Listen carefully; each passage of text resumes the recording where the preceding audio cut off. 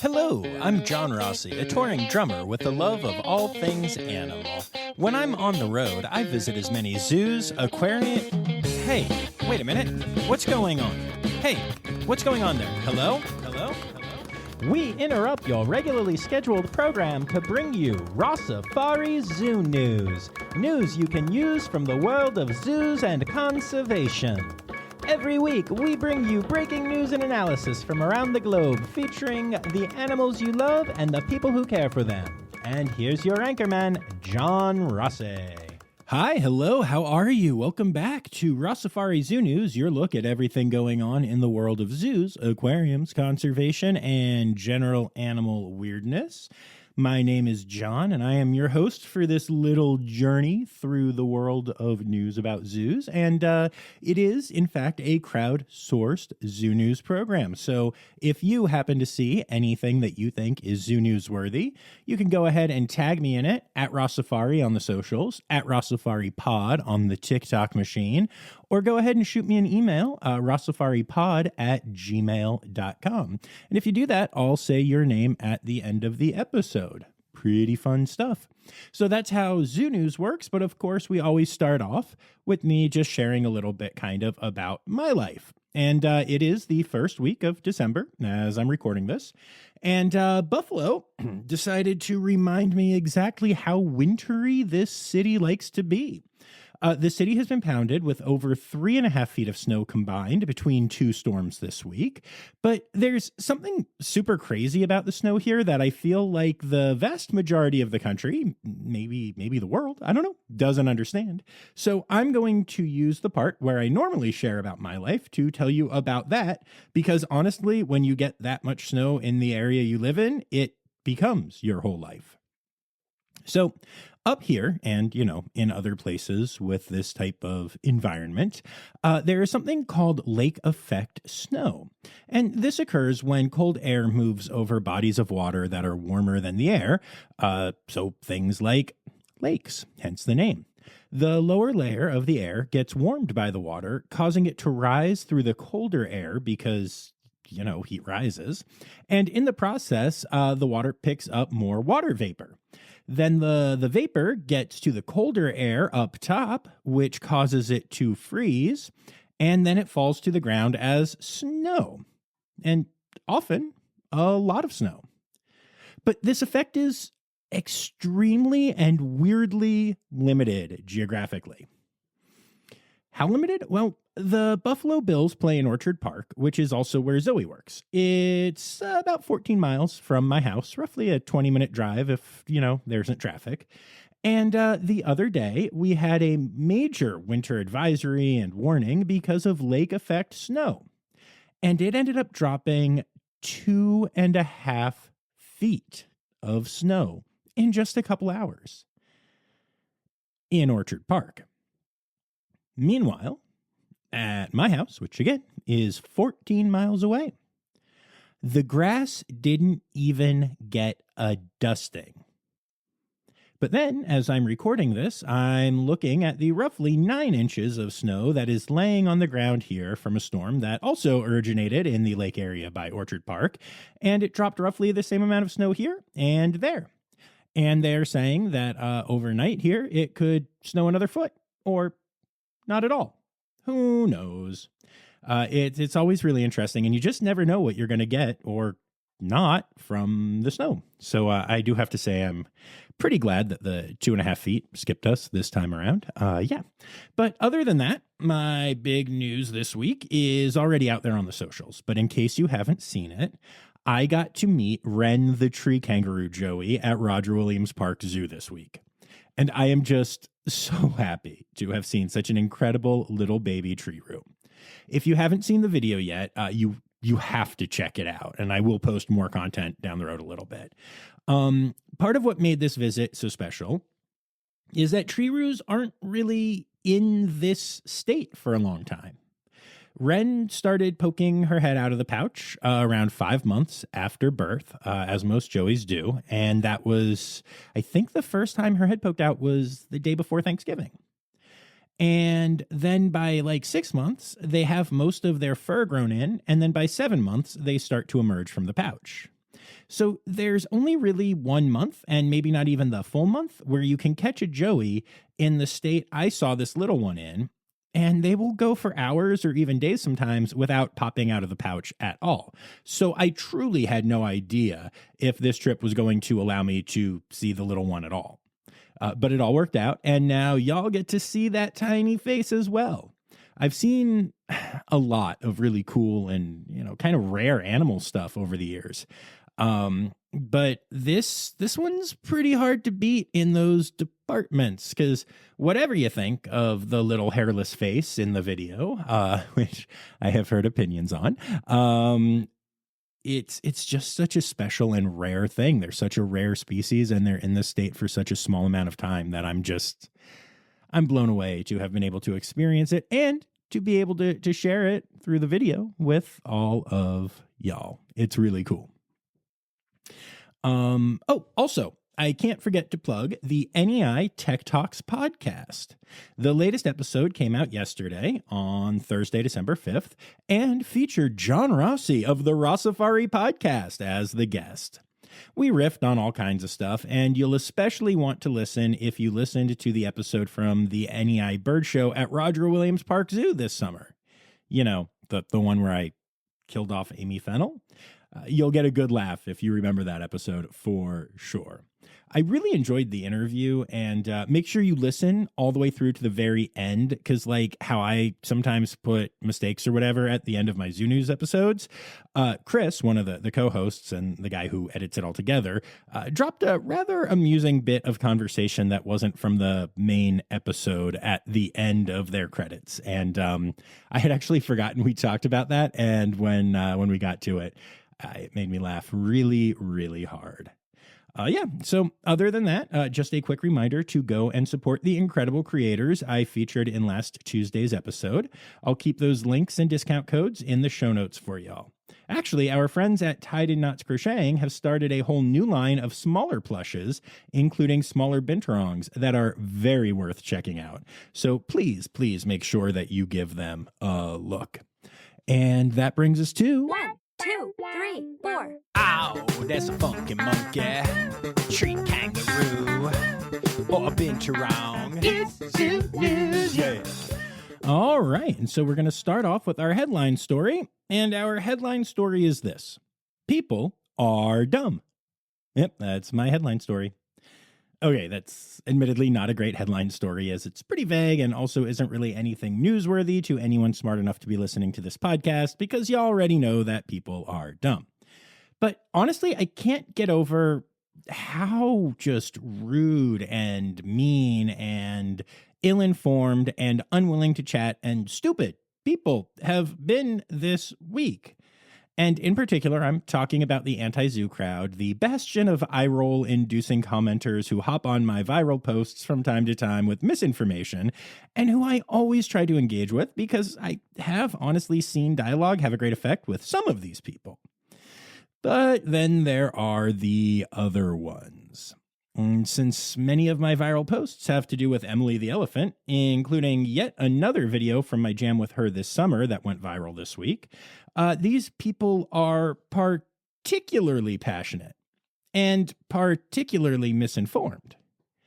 But there's one topic they keep bringing up that I wanted to take a moment to speak on here and to address more fully than I can in, a social media comment section, because it really seems to confuse people. And not just the anti-zoo crowd, kind of everyone. I wasn't even 100% sure when I dove into this. That topic is this: what is the difference between a zoo and a sanctuary? People have crazy notions about this topic. Like, they have just invented a definition of the word sanctuary that fits their own ideal. Everything good is a sanctuary and everything bad is a zoo, according to these people. And obviously, we all know better than that. But I'm curious, do you know the difference between the two words? Well, spoiler alert, there isn't one. Well, okay, there kind of is, but there's not like one official difference.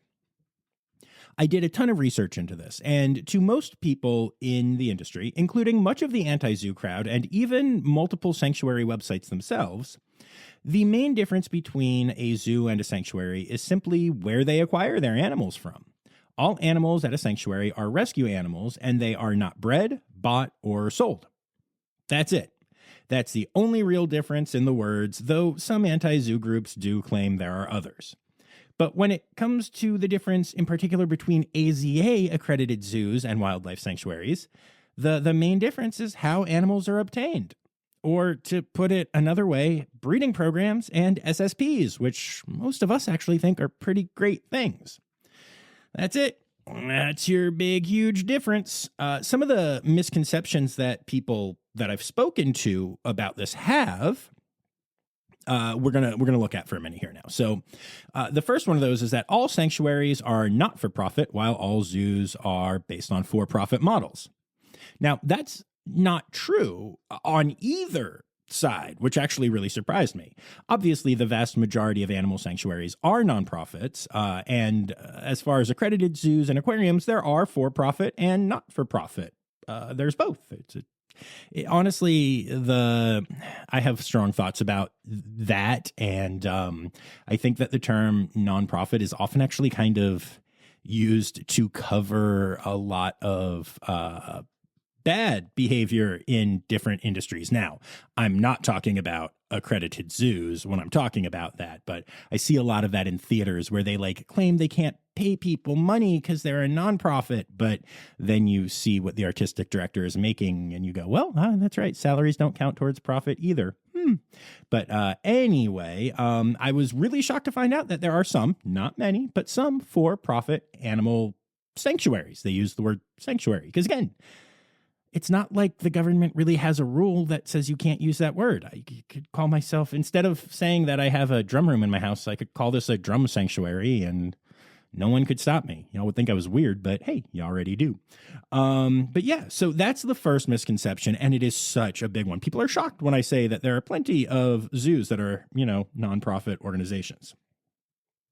The next misconception is that sanctuaries have more land or more land per animal than zoos. Again, that can be true. There are places that do, but there is simply no restriction to this other than the same basic rules that the USDA has for the animals they cover. And obviously, if you're talking about an AZA facility, they have stricter regulations than the government does. So yeah, not a thing. Another one that I was shocked to see repeated over and over again is that people think that sanctuaries don't allow guests to visit or to view the animals. And that one just blows my mind because there are so many sanctuaries that allow guests. I've been to many just as a guest, even before Rossifari and stuff. I've also been to ones for Rossifari specifically, but yeah, no, not a thing. There are ones, again, there are always going to be, yes, there are sanctuaries that don't allow visitors, of course. But it's, that's not like a rule. It's not like sanctuaries are these places that don't allow guests, and plenty do. Another misconception that I keep seeing is that sanctuaries, or the people at them, I guess you would say, hate zoos. And that's another one that I love myth busting when I talk to these people.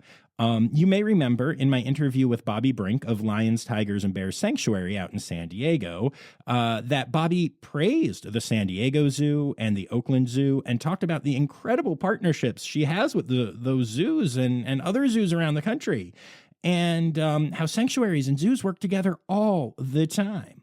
And yeah, you're listening to Zoo News, so obviously you know many other examples of these collaborations that you've heard me talk about on here before. But again, people are just shocked by this and just think that they know and that it's a thing. It's so weird to me that they're so passionate about this thing that they literally, it's a word they don't understand. I don't know. I can't even think. It's like me saying that I love tree kangaroos and then being like, but I don't really know what a tree kangaroo is. I assume it's some kind of amphibian. I don't know. It's just very weird to me. And then the last thing that I hear from a lot of these people is the moronic zoos are all bad and sanctuaries are all good line. Now, obviously, I spend roughly 2 hours a week podcasting about why zoos are anything but all bad, so I'll spare you that. But unless a sanctuary is accredited by the GFAS, which is the Global Federation of Animal Sanctuaries, which is kind of like the AZA or WAZA of sanctuaries, then there is no real regulation. Like I said, in most places, anybody can use that word. And, keep in mind that in the last year or so of Zoo News, we have talked about 2 facilities getting shut down due to animal abuse allegations. One of them was a zoo, and one of them was a sanctuary. So, yeah, you can't really assume things there. And before I move on from this topic, I do want to point out that I'm speaking generally here and with my usual biases that come from living in the United States. There are some states and even local governments that do have specific laws governing what can and can't be called a sanctuary, and for all I know, other nations may have specific laws as well. But that's kind of the general definition that most people use for the difference. I did look on some international sanctuary sites as well. That was the only thing that kept coming up. But then I continued to look into the topic, and I was blown away to discover that even that whole thing about breeding, not breeding, and not buying animals and stuff that is accepted by a lot of sanctuaries is not actually the definition that is given by the GFAS themselves. The GFAS definition of a sanctuary is, and I'm quoting their website here, any facility providing temporary or permanent safe haven to animals in need while meeting the principles of true sanctuaries, providing excellent and humane care for their animals in a non-exploitative environment, and having ethical policies in place regarding tours, commercial trade, exhibition, acquisition and disposition, and breeding and more. Yep. Breeding. Ethical breeding. So according to the GFAS, the major accreditation body of global sanctuaries, most accredited zoos and aquariums are sanctuaries as they meet all of those requirements. And this misconception has led to so many amazingly misguided comments and honestly revealing conversations with people thanks to my relationship with Emily the elephant. So I thought that at the very least, I could share that with y'all and help y'all understand that a little bit. And that brings us to our births for the week. A baby Goodfellows tree kangaroo has started popping its head out of the pouch at Healesville Sanctuary in Australia. The little one is doing super well and is absolutely adorable. Since y'all know Ren just popped out at Roger Williams, you might be wondering if it's like tree breeding season or something, but unlike a lot of animals, that's not really how it works with tree kangaroos. Females cycle multiple times a year, and the males are always ready for those moments, so it's just a lovely and adorable coincidence that these two have started gracing the world with their presence at the same time. Yay, baby tree-roos. The Cincinnati Zoo has announced the birth of twin cheetah cubs named Zola and Lulu as part of their Cat Ambassador program. Born at the Offsite Cheetah Center, these two are thriving together and represent a great future for the Cat Ambassador program. Since there are 2 of them, there is no need to get a new cheetah dog at the zoo at this time, though my heart disagrees with that fact. But it's awesome to see these 2 little ones thriving. Baby cheetahs are just, they're a lot, y'all. They're very cute. The Taronga Zoo has seen the birth of not 1 but 2 short-beaked echidna babies, which are known as puggles in their behind-the-scenes program. These are the 9th and 10th puggles, or ecklets, born at the zoo. And that's not all. The Taronga Zoo also currently has 3 koala joeys that were born a few months ago, but are now of an age where they are peeking out of their pouches for the first time. So lots of babies at Taronga lately, and Taronga isn't the only facility in Australia to welcome 3 koala joeys recently. Moonlit Sanctuary Wildlife Conservation Park has also welcomed 3 joeys, or koalats, to the fold. So cool to hear about all these successes for a species that took quite the population hit over the last few years, especially with those wildfires. And then last but not least in our births, the Fresno Chaffee Zoo has welcomed a new kudu to their herd. He is currently behind the scenes bonding with his mom, but will be introduced to the other animals on their mixed species African savanna exhibit soon. And man, I didn't really think about that before. When they do these introductions of like babies, it's got to be extra interesting and extra stressful to watch that in a mixed species exhibit. So it's awesome that the team is doing such great work to make sure that goes well. And that brings us to our deaths for the week. ZooAmerica in Hershey, Pennsylvania has said goodbye to Ozzy, the 24-year-old ocelot that called the zoo home.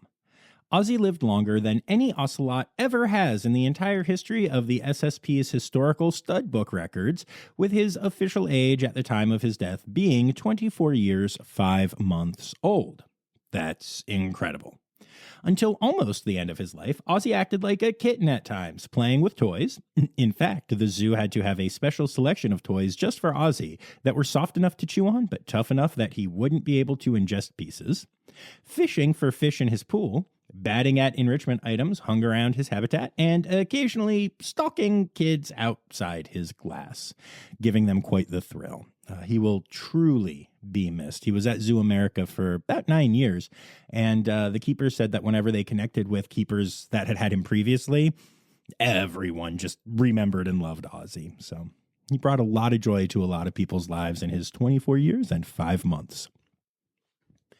Lincoln Park Zoo has announced the passing of Burma, the 36-year-old gibbon. She was the matriarch of the primate house and was known for tossing her favorite food items into the air and catching them in her mouth. After multiple age-related health issues became too much to manage medically, it became time to say goodbye, sending all the love to the primate team at the zoo. And then last but not least in deaths this week, Point Defiance Zoo and Aquarium has suffered a challenging loss this week. Periwinkle, a 6-month-old Magellanic penguin chick, finally succumbed to the medical challenges he was facing, and the decision was made to euthanize him. Periwinkle had faced issues from day one as he was born underweight and with a severe umbilical infection. He also had torn ligaments in his right leg that were surgically repaired, but continued to create further complications for him. Despite all of these issues, Periwinkle was known for his incredible personality and the connection he quickly formed with his keepers as they were hand-rearing him because of all this stuff. It's amazing the great life they were able to give him in the short time that he had. 6 months isn't a lot, but he filled a lot of hearts in that time. And I'm just incredibly thankful that the zoo has a team like that. And that brings us to the rest of our Zoo News stories for the week. We start off with a kind of late-breaking story. Apparently, the San Francisco Zoo is currently closed due to really bad weather, and the last I saw, that includes a tsunami warning.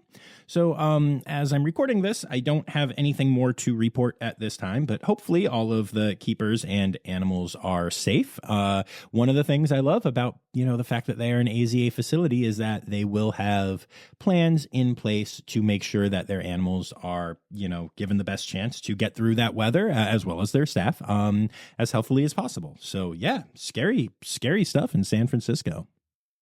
Mozilla, the company behind the Firefox browser, is celebrating 20 years of the tool named after red pandas by partnering with Red Panda Network in a variety of ways. The first part of the partnership is a press release encouraging people to watch Red Panda webcams using the picture-on-picture feature of the browser, which will allow you to watch multiple panda cams at once, including some zoos that normally don't have their panda cams public. Right now, the zoos with available cams for this partnership include Beardsley Zoo, Binder Park Zoo, Buttonwood Park Zoo, Chattanooga Zoo, Chester Zoo, Cincinnati, Edmonton Valley, Hertfordshire, Oregon, Red Panda Forest Park, which I believe is in China, the St. Louis Zoo, San Diego Zoo, Seneca Park, Toronto, the Trevor Zoo, Zoo Knoxville, and Zoos Victoria. So lots of pandas that you can be watching thanks to Mozilla right now. The Bronx Zoo had a float in the Macy's Day Parade on Thanksgiving, and it was more than just a float. It was a clue. At the top of the float, a dark face looked out at the world, and what it was obvious to animal lovers, but left the rest of the world wondering, what is that dark creature at the top of the Bronx Zoo float? And now we know. It was an eye. The zoo used their float to announce a brand new exhibit opening this summer, World of Darkness. That's right. It's time for a new nocturnal building at the Bronx Zoo. And the featured creature that was on that float, the eye, will be one of the keystone species in the new exhibit. I really can't wait to get back to the Bronx Zoo to check this out. Also, I've heard through the grapevine that World of Darkness wasn't the originally proposed name for the exhibit, but the chosen name was changed after it tested poorly. That name was, of course, Emo Kids But Animals. No, I'm kidding. The real rejected name was Aliens Among Us. I kind of just like doing this voice. But yeah, I'm excited for a new nocturnal building at the Bronx Zoo this summer. Yay! Now, we recently mentioned that Zoos Victoria has launched an app called Moth Tracker. Okay, I'm done with the voice. Called Moth Tracker to try to engage citizen scientists in the conservation of the bogong moth by asking them to report whenever they see one of the animals. As a matter of fact, regular contributor Matt Patford sent me a picture that he got to see one, and yes, he did track it in the app. Good job, Matt. Well, the app has blown up in popularity. Over 1,000 moths have been submitted during the current migration, a 318% increase over this time last year. Now, whether that's because more people are engaging in the effort than last year, or because the population of moths is growing, or both, is hard to say, but all of it's good news, right? Like, both of those things are very good. So don't forget that if you're in Australia, you can still use Moth Tracker, to help with this incredible project. I'd love to see a zoo getting so many people involved in citizen science and conservation work. That's so cool. Riverbanks Zoo in South Carolina has announced that Susan, their giant Pacific octopus, has entered senescence. This is the natural process that marks the end of the octopus life cycle, and rather than wait until she actually passes away to make this announcement, the zoo announced it now so that people can be prepared, start to say goodbye to a beloved animal, and also learn about one of the more interesting life cycle processes in the animal kingdom. Great work all around. And last but not least, in the zoo news section, this next story kind of blows my mind. A case study published in the Journal of Zoo and Aquarium Research showed that the color of an enrichment device can have an effect on the engagement with that device for an animal. In other words, that individual animals appear, based on the study, to have a favorite color. And here's the craziest part. The animals they did the study with were loggerhead sea turtles. Look, I love sea turtles. But when you think of which animals have something like a favorite color, sea turtles would be nowhere near the top of my list. If they do, I bet individual animals of many species do, and this serves as a great reminder that individual preferences must always be taken into consideration when thinking about enrichment for those animals. I mean, I prepare enrichment for the sea lions and seals at Aquarium of Niagara frequently, and sometimes even the penguins, and I have never once thought, hey, do they have a favorite color? Now I'm intrigued. On a side note, the study did show that the turtles did not give a crap about the color when food items were involved in the enrichment. They just went right for the food. But outside of food enrichment, color did make a difference for sea turtles. And this is just the kind of thing that reinforces my view that in our quest to avoid anthropomorphism, we have gone too far. I think most people would nowadays say that saying an animal has a favorite color is way too far into the anthropomorphic realm, which would be a cool band name.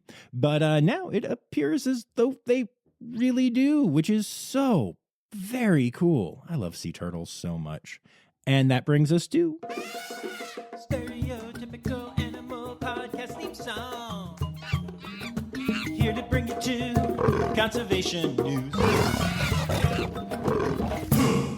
A herd of bighorn sheep, which is an endangered species, have been relocated from the Texas mountain where they were raised to their native historic range as part of a conservation effort for the species. The relocation of the herd is part of a larger effort to move the endangered species of mountain sheep to habitats free of Barbary sheep, a non-native mountain sheep that spreads disease and has hampered population regrowth efforts.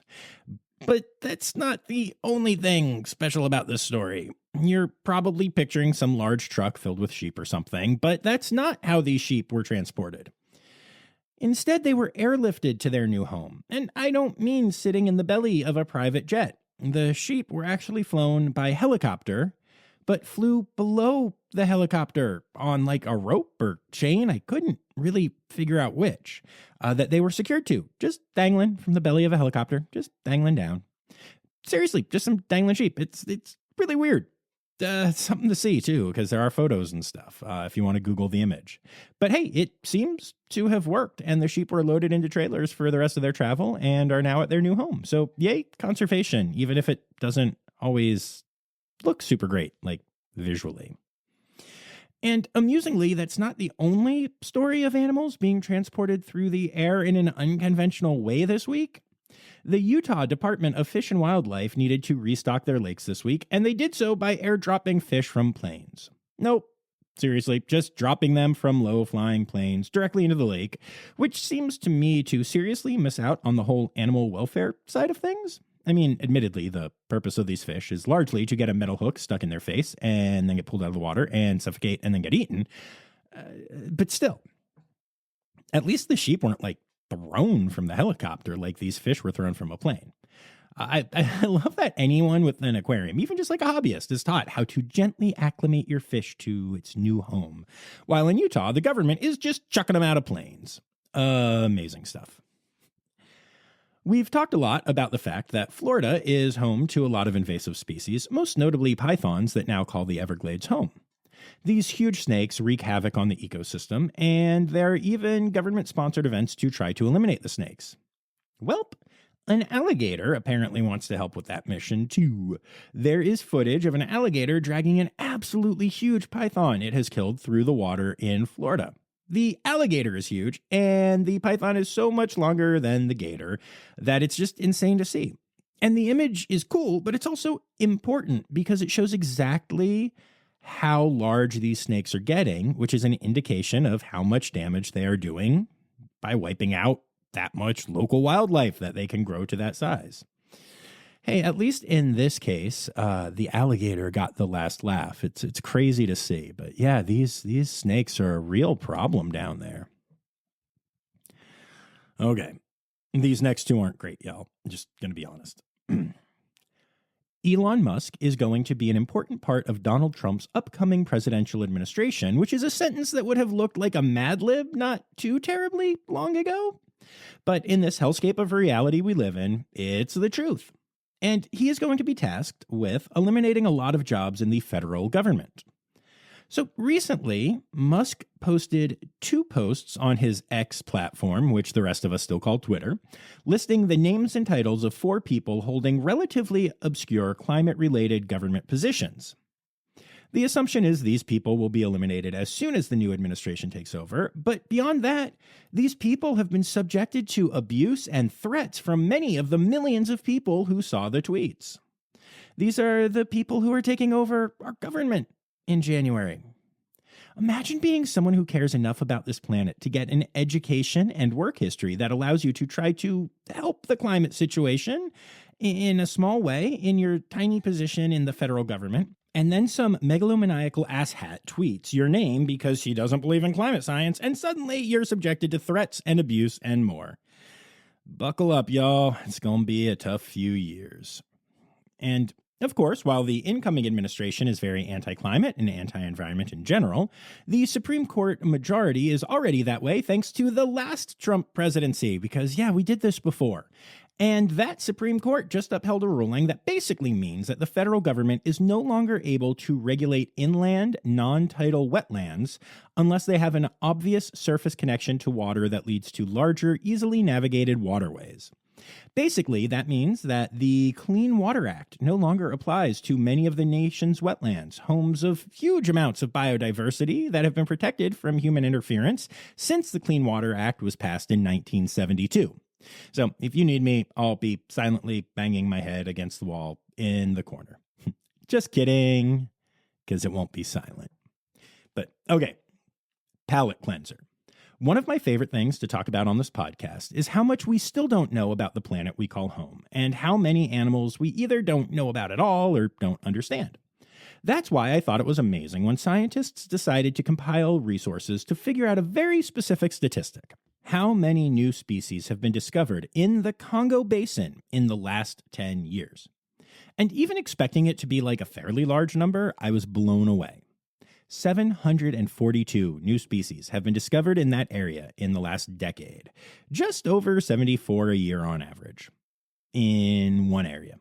It is amazing how much we still don't know about this planet we call home and the other animals we share it with. It's time for other news. It's time for other news. Hey, now, right now, it's time. It's time for other news. Hey, it's a segue to the part called other news. All right, so animal statues are popping up all over the globe. There is a herd of elephant statues that is currently in Miami, but that's been traveling around a lot. It's a traveling art exhibit. These are life-sized, and I'm told the pictures out there just don't do them justice. And in Hong Kong, from now until December 26th, you can experience Panda Go.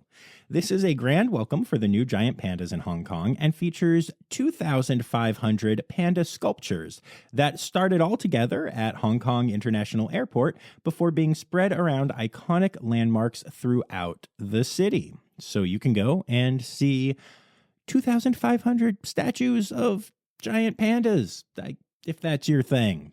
Have fun. Maybe people should panda go to the polls. No, sorry. That was a really obscure joke. I'm impressed if you got that. Anyway, and last but not least, orcas have started wearing dead salmon hats again after stopping the trend for 37 years. Back in the 1980s, researchers noticed a weird trend in orcas. They were balancing dead fish on their heads as they swam, especially large salmon. Researchers then were unsure why the trend started, and it stopped before answers could be gotten. Now the trend is back, and researchers are every bit as perplexed as before. Crashing yachts and wearing salmon hats. Orcas are living their best lives, y'all. Animal, animal, animal holidays. Animal, animal, animal holidays. All right, Joe, the song was longer than the entire list. So it is December, which is not an animal month. I think December should get an animal, just saying. And then the only day we have this week, which is going to annoy me when starting next week, we have days sharing animals again, is December 9th, which is National Llama Day. So llamas are cool, but yeah, only one this whole week. I will use the animal holiday moment to tell you a couple of quick things, though. First of all, I did get my 2025 Animal Holidays calendar from Peppermint Narwhal, and they're amazing. So do not forget that there is a discount code for Rossifari listeners in the show notes. You can save money on their pins and their other apparel and their calendar, and it's all truly amazing stuff. It's really exciting. I've had a couple of people message me and say thank you and tell me that I basically saved them 10% of their entire Christmas purchases this year because if you know animal lovers, Peppermint Narwhal is going to do a lot of the heavy lifting for you. And then the other thing is just, I know I've said it on socials and stuff, but don't worry.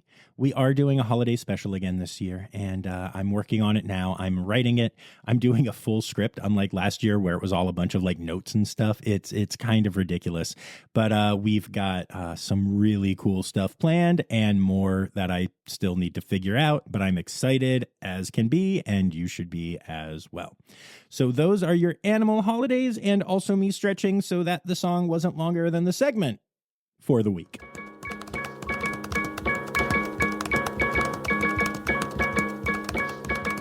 Alrighty, so there you have it, folks. Another episode of Rossifari Zoo News, and I'd like to take a moment to say thank you to all of my patrons, especially my Red Panda level patrons, Dr. Laura Schenk, Dr. Stephen Williamson, Barbara Bennett, Jenny Owens, and Kevin Williams.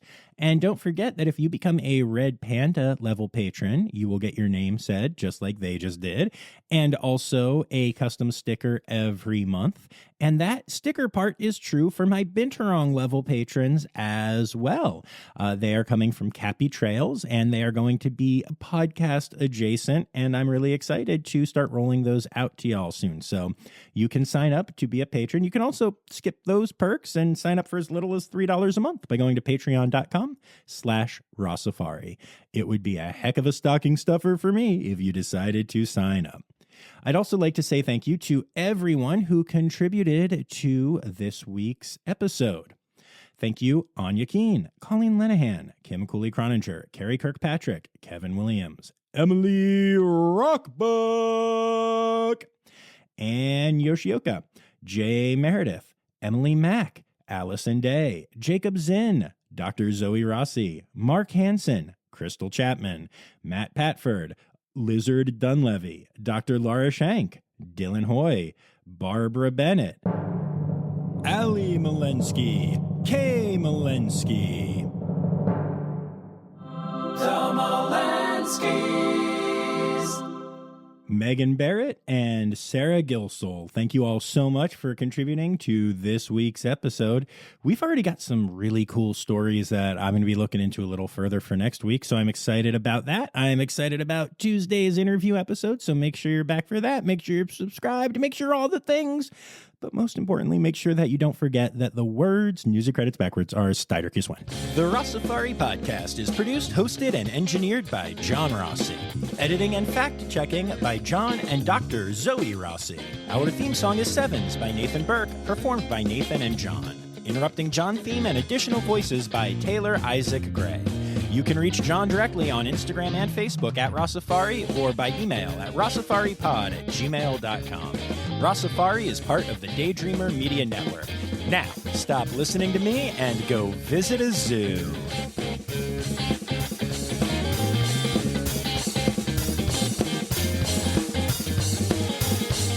And then some megalomania, oh my goodness, megalomaniacal, megalodon?